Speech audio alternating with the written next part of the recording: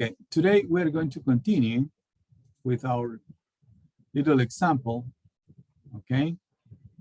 And then we're going to move to the last strong topic, which is about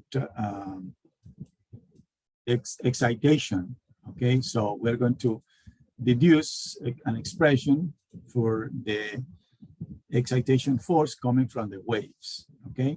So this is the process that we employed in order to calculate the added mass, okay? Added mass of this simple, very simple buoy. It's floating here, cylindrical. So we have to assume a value for the frequency, or instead of the frequency, we assume a value for this component or this parameter. It's a non-dimensional parameter. And then with that, we select the correct graph. We have 6 of these from 0.5 until 1. As I said before, this is the sectional area is 0.8, and we should use the one that it says 0.8, but I don't know. By error, I included here in this presentation the one which is applicable for 0.7. But anyway, the process is the same. So we enter here, and there are many curves. The one that we need is the one that has this ratio 2, so it's this, and we can read the value of 0.7. With this, we can have the added mass per unit length, as you can see here. And if we multiply by the length, in this case, since the section is constant, we can get the added mass. So this is the dry mass, this is the added mass. And you can see the added mass is in the same range as the dry mass. Okay, so this is a little bit less than that, but maybe 70%. So it's a very good value, right? So it's not neglectable. So if we do not include this in the calculation of the added mass, okay, so this is going to be only this term. This term is very important. So it's about maybe 70% of that. So it would make a big difference in this result, okay? So doing this, since this is we had assumed this parameter, we recalculated and we see that this is different than the one that we assumed. So what we have to do is we have to iterate. Okay, now, still, let's go on and let's complete this calculation with the determining the value of the damping, and then with this damping we could calculate the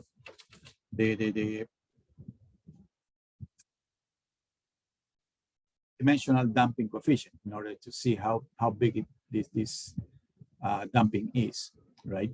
So let's see. Okay, so this is the figure that we use. I included this part here because I didn't have the scale for the x-axis, okay? And now let's use the value that we obtained for this non-dimensional frequency, so 0.75, okay? So so we use, this is 0.6, this is 0.8, okay, so this is 0.7, more or less, we are about here, right? Okay, then we have a value of 2 for B over T, and we have about here for the for this parameter, right? A bar. So this is 0.6, this 0.7, so probably this is about 0.75, people. I need your calculators, please, okay? 0.75. Okay, so B33, little b33 is equal to rho G squared A bar squared over the frequency of oscillation to the third power, okay? I'm using the natural frequency since I'm supposed to calculate this damping at the natural frequency, okay? And so we have 1025 times 9.8 squared times 75 squared divided by the natural frequency that we obtained. So it's going to be 2.79 to the third power. In the previous class, we analyzed this and we obtained the correct units. So we did the check. That's why I just employed the adequate units for each one of these terms, and we assume that the result is going to be the adequate value. So it's going to be kilograms per meters in second.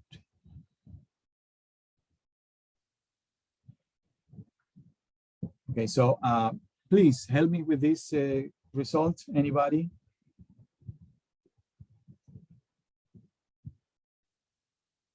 $2,549.68. 1,400. 500. 549. Is that 2549? Okay, so this is kilograms per meters and times second. This is strange, right? Oh no, that's fine. Okay. Now this is per unit length. So since it has constant section. Okay, big B33 is equal to little b33 times L. In your homework, in your assignment, you have to integrate, right? Because this b33 will depend on the position, not on the length of the ship. So we're going to have 4, that's the length, times 2549. Help me, people, with this result.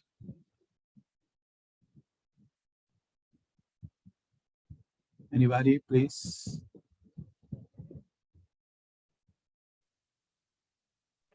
$101.98. 198. 101.98. 101. There, like this. So With it's kilogram. 72. No, that's enough.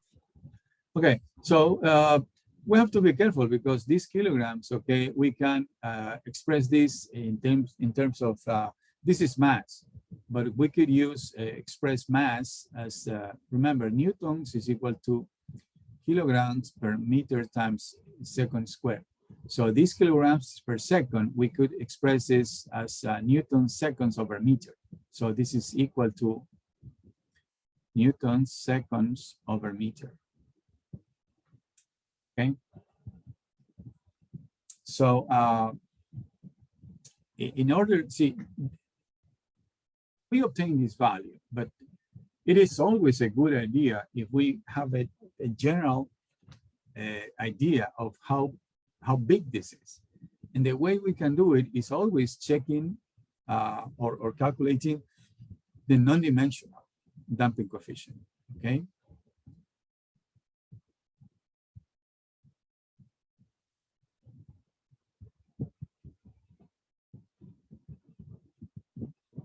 So that's Z, that's equal by definition to B33 big divided by twice the virtual mass times natural frequency. So we have 10198. This is newtons per second over meter. Oh no, we can use the kilograms per second. I think it's easier.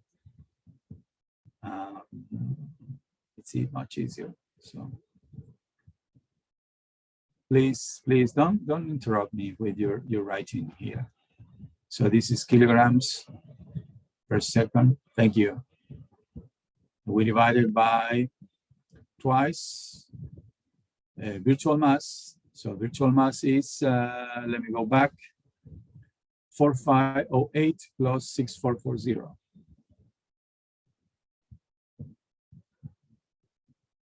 4508 plus 6440.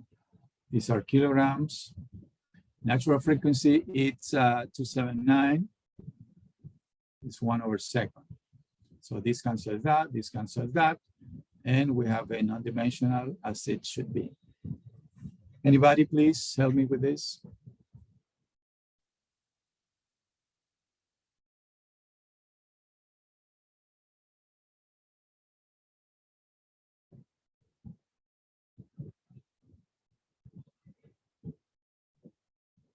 .16.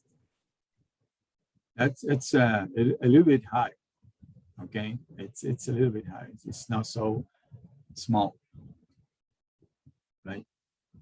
So what we are saying is that okay, we have this system.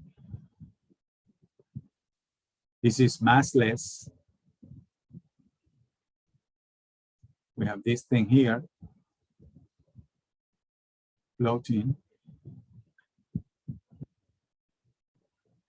Of course, we need to have a little bit higher in order to avoid water coming inside. But remember, the motion is very small, right? So we go up and down, and we could register the oscillation, okay? And I'm sure it's going to be like this. See, it's going to end up very quickly, right? So from here to here, we have tau sub A. And this is going to be equal to 2 pi divided by natural frequency, damped. So it's going to be 279. 1 minus 0.17 squared. Okay, so these are seconds. Okay, so there you have it. Okay, that's the way we should calculate the atom mass per unit length, and then we have to integrate. In this case, there is no integration since the section is constant. Okay, any problem? Any questions about this, people? Any questions? No, it's easy. Okay, now let's recall something. Okay, let me go back to the theoretical part.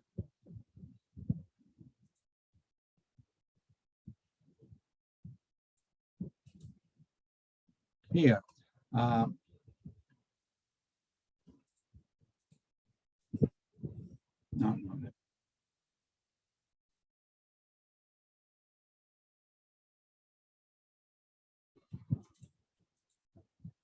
Okay, there. So this is the problem that we have solved. Okay, there are no incoming waves. Okay, the oscillation of this cylinder, because remember this is a cylinder with constant section. It's not circular section. It's just the section that we want to analyze, 2D problem. And because of this oscillation on the free surface, we have some waves going away from the ship, and also some pressure which is acting opposing the acceleration. Okay, so it's like saying we know this parameter phi3. Okay, we know this. Okay, so we know this. Not directly, but indirectly, because we use Green's solution in order to calculate this and that. Okay, so we know this and that. Indirectly, we can say that we have an evaluation or a solution for phi3. Okay, so every time you see these 3 here, means that this is related to the problem of the vertical oscillation of a cylinder. This is a 2D problem, oscillating only in the vertical direction, okay? Pure vertical motion, okay? I insist with that because we're going to use this in the next subchapter, and we are going to relate this with other mass and damping coefficient, okay? Okay, now let's go to the next topic.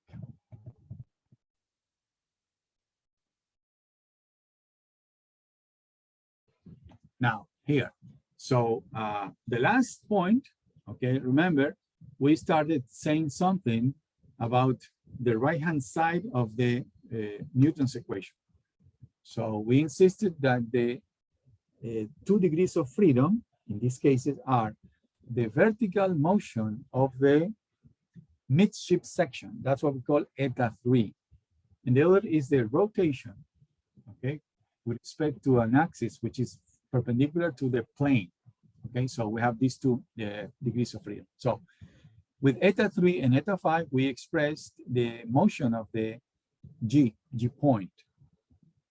That was one thing. Then we did something similar for the rotation. Then we moved to the left-hand side. So we started to consider the forces which are participated in this problem. So we started expanding using Taylor series expansion, and then we said that the easiest term are the static. So we calculated or deduced expressions for the hydrostatic derivatives. Okay, that's easy. It's basically, in the case of heave, is the water plane area times gamma. In the case of the rotation, is inertia with respect to the midship section times gamma. There's some coupling, and those are the first moment. And we recall that from the stability, or no, from the ship lines and forms, right? Of course, we recall that that's equal to the area times the position of the centroid of the water plane. Then the previous chapter, we calculated the added mass, added inertia, and damping, okay? In that case, what we did was we have no incoming waves. We only have motion in the vertical plane, in the vertical direction. And we calculated these parameters at the point where eta 3 is 0. Because remember, when we apply partial derivatives, all the other parameters are 0. Okay, so in this case, we have only displacement, velocity and acceleration, nothing else. No eta 3, no eta 5, etc. No incoming waves. They only are those 2.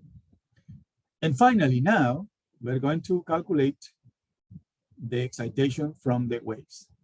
Okay, and again, we're going to apply Taylor series expansion. So we're going to calculate how much this force changes with respect to the amplitude of a certain wave. Okay, so to evaluate this partial derivative, every other variable is 0. So there is no heave, displacement, velocity or acceleration. Same thing with the pitch. The only thing that it's moving are the waves which are coming into the ship. We are going to, I'm going to need these concepts. That's why I stressed. Okay, how do they do it? This is the way we usually do it, okay? We decompose this, okay? It's like seeing 2 extreme situations, okay? In one case, we consider that the waves are very long, okay? So if the waves are very long, you see that this is the wavelength, lambda, and this is an obstacle, right? In this case, I did not want it to put a ship. It's just one pole, for example, 1, 2. And you see that this wave is very long. So the wave passes basically as there were no tube at all, because it's very long. So that's one component, one way to see this problem. And the other one is this one here. And in this case, this is a wavelength. These are the crests, and the waves are moving. But now the dimension is in the same order as the wavelength. Of course, in this case, behind this obstacle, this body, basically the waves disappear. This region is basically flat. And also you see that the waves hit this obstacle and they are reflected. So this problem is very more complex than this one here. Okay, so In this case, this is something that you did in your homework, number 2, assignment number 2. So you said, okay, let's suppose basically there's nothing here. And that's the situation where you have very small body compared to the wavelength, okay? And this is the way we call it. This situation is what we call Froude Krylov. And this other, because of this, is the diffraction component, okay? So when we have very long waves, okay, especially, for example, when we have ships receiving waves from the bow, right? The ship is like this, but the transfer dimension is small compared to the wavelength. In that case, this component is very good. And in this case, okay, in this case, yeah, we need to consider the whole thing, and that's a much more complex problem. Okay, so we're going to go calculate this, and with this solution, we're going to make an estimation for this one here. So we're going to use expression to evaluate them. Okay, so that's the objective of this afternoon. So this is a general expression. Okay, so we have pressure times the S. Okay, so that gives us the force or the amplitude of the force. If we multiply by N, this is the force and this is the direction. If I use the negative sign here, that means that the N is pointing inward the ship hull. Okay, and this is because, okay, we're going to represent this P with the Bernoulli's equation. And this has another negative. So with this negative, we simply cancel and we have advantage, okay? So this N, I'm sorry, I made a big mistake. This N points in the direction of the fluid, okay? Let me draw this to avoid any confusion. Okay, let's suppose we have the ship here. Okay. We have the waves coming, right? So in this case, the N points outward. Okay, so in every point, the N depends on the position. Okay, so this N points outward. Since we're willing to calculate the force on the hull, we have to go in the opposite direction. That's why we use a negative here. Okay, so like this. And inside the fluid, we satisfy Laplace's equation. And that means that in here, we consider that the viscosity is neglectable. Okay, so that's force. This is a vector. And we take the dot product with the unit normal in the vertical direction. The result is the component in the vertical direction. That's why here I don't see the vector, okay? So this is the amplitude of the surface in the vertical direction. So this is the expression that we're going to use. Okay, let's go and calculate first the Froude Krylov. Okay, so basically we're going to use the last subchapter of the chapter 2, which dealt with the solution of the gravitational wave problem. Okay, so we have phi I in that case. And in this case, phi I is known completely. So here, okay, this is minus rho phi of I. I'm sorry. So I, let me write this clearly because you can get confused. So this is Bernoulli's equation. Please be careful with my screen. Okay, so this is from Bernoulli's. We have that the pressure is equal to minus rho, the derivative with respect to time of the incident wave. Okay, since we are considering the Froude Krylov, okay, basically we can say that the only thing that happens are the waves moving. Okay, and the ship is so small, right? Basically, so they don't affect the motion of the waves. That's what we're saying.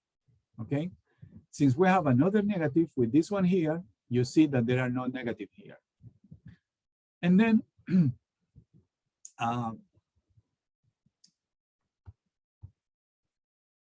this n, this little n, has three components, okay? And in here, we have to take n is equal to n1, n2, n3, and we have to take the dot product with k, so it's 0, 0, 1. Okay, so dot product give us n3, and that's what we have here. Okay, so this is a scalar because we are calculating the amplitude of the Froude Krylov component only. Okay, we recall from chapter 2. Okay, this is the incident waves, and this is for very deep water. Okay, so these are waves in deep water. So this is the amplitude of the wave system. So this is this height. These are meters. Gravity, frequency, e to the kz, e to the omega t plus kx. Anybody, what does this plus means? Anybody? What does this plus mean? Anybody? People, I need you to tell me that you are awake. What does this plus mean? No? Okay, I have to ask somebody to participate. Miss Astudillo, in what case do we use this plus sign here? In the waves. Yeah, but why? Why? Tell me. Oh. In what case? Involve. No, this could be plus or minus. In what case we use plus? No, don't remember? Miss Hidrobo, in what case we use plus? Miss Hidrobo? No, I don't remember. Don't remember? Okay. Mr. Carrillo, do you remember? In what case do we use plus? Sorry, I don't remember. Okay, Miss Matias, do you remember? In what case we use plus? Okay, I'm going to give you something, people, because I don't like this, okay? What I'm going to do is this, okay? I'm going to, yes. The direction. I lost your connection, please. Would you repeat, please? Because I couldn't understand what you said. It's not about of the direction of the motion. Yes, it's the direction, yes. But people, there's something which is, I mean, it's so easy, right? So plus means that the wave train is moving in the minus x direction. And when we use minus, that means that it's moving in the plus x direction. Okay, so yes, I would like to see in the evaluation in 2 weeks, we're going to consider the whole chapter 2. Okay, so I'm going to include chapter 2 and 3 for the evaluation. Okay, if somebody's not here, please, your classmates, tell them we're going to consider both chapter 2 and 3. Okay, so that's that. We have to replace this into here. That's that. Now, since we're going to use strip theory, okay, what we do, remember, is that we take the ship, okay, that's the flotation line. And what we do is we take strips, okay, and for each one of these, we integrate, okay, along a section, right? So it's like having like this. So we go and integrate this trajectory describes the shape of the section, and that depends on x, right? Because as you can imagine, the forward sections are very thin compared with the section at the midship part of the mid part of the ship. Okay, so, and you see that this integral, okay, can be calculated for each one of these, but there is no interaction, okay? That's the strip theory. Another thing which is very important is that here I have little n3, and in the bottom I have, this is little, and here I have big N, okay? Do you remember why we changed this? Miss Matias, can you talk?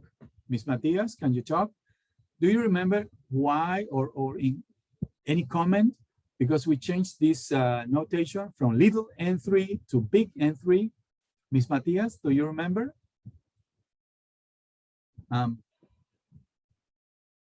Miss Matias? No? Miss Freire, do you remember why we changed this little n and we here? When it's like 2D or there is no N1. Yeah, exactly. So here implicitly we are saying that N1 is very small. So it's a 2D problem. That's what we mean by that. Okay, now here we have a terrible situation, right? This term here, okay, this, we can take them out from here because that don't depend on the section. But this term here is giving us problems. Okay, so we have to multiply this and times n3. It's very complex integration. So people, this is what many people do, okay? So we are going to take, okay? We are going to take a representative value of Z for the whole section, okay? So we have to take this term out from here. And then we can proceed with the integration, okay? And that's what we do here. So we define, okay, let's suppose that we have a section like this, okay? Let's suppose it's a fishing vessel, so we have that right angle, like this, right? Okay, so we have this section here. This is T. So this is the real draft. From here, we measure Y. So what we do is we calculate an effective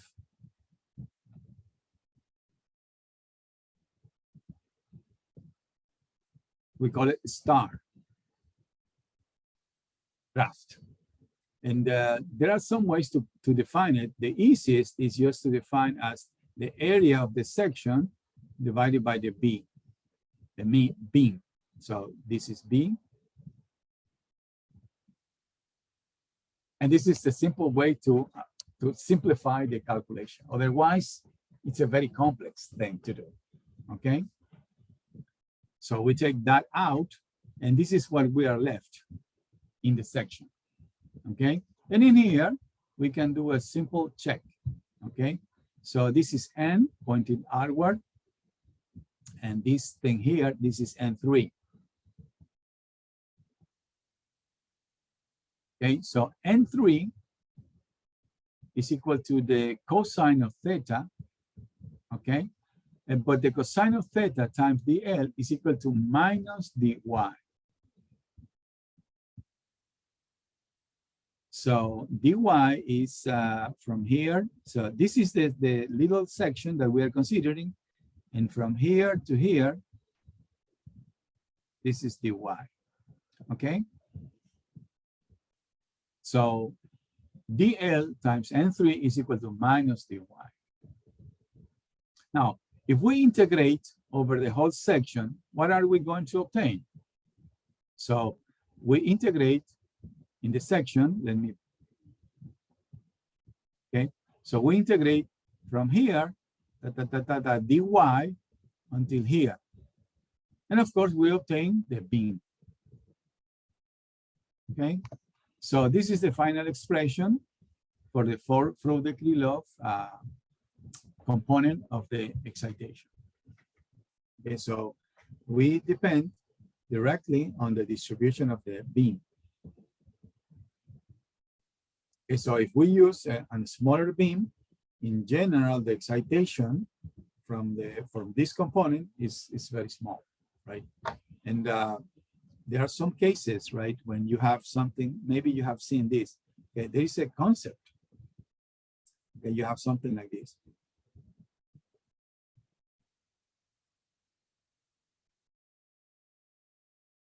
Like this.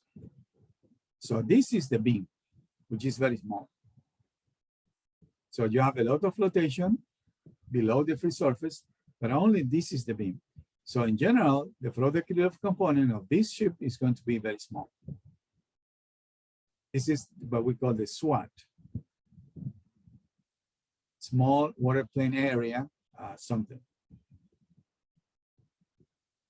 Okay, we're trying to reduce the beam. That's from this analysis. Okay, now, there are many cases, and yeah, you can, for example, you can establish the variation along the length of the ship of this term, and then what we can do is we can integrate numerically. Okay, we have to be careful because this is complex, so we have to keep track of the real and imaginary parts.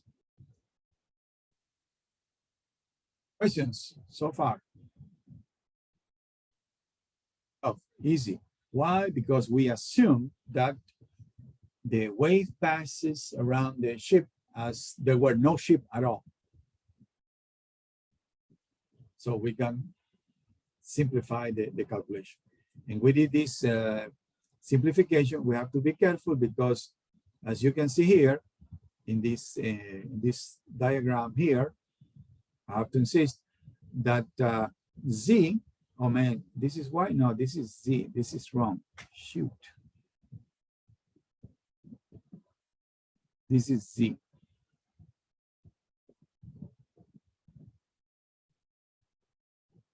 Okay, so as you can see here, if you are here, okay, and you consider that this is your representative draft, it's pointing below the free surface.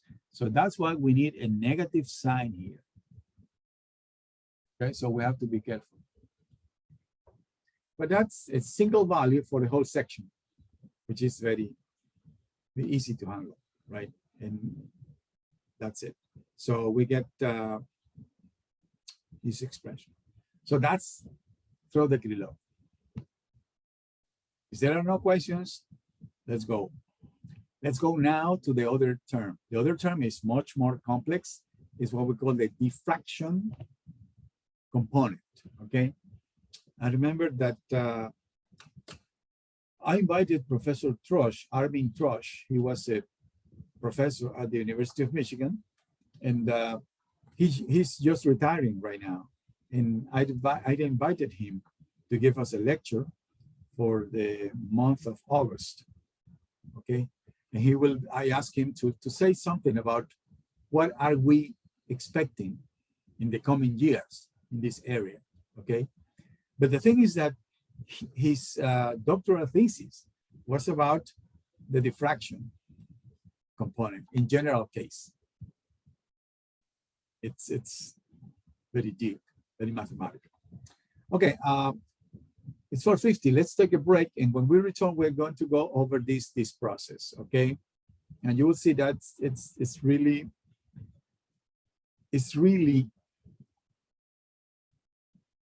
an element of what the thinking of people. You will see that it's really clean, it's really neat, the process. And eventually we will get something which uses the solution from the oscillation of the ship. It's something that we mentioned before. So in this diffraction problem, we're going to use the problem that we had before. And I will explain that in a minute. Okay, so let's take a break, 5-minute break to recuperate our throat.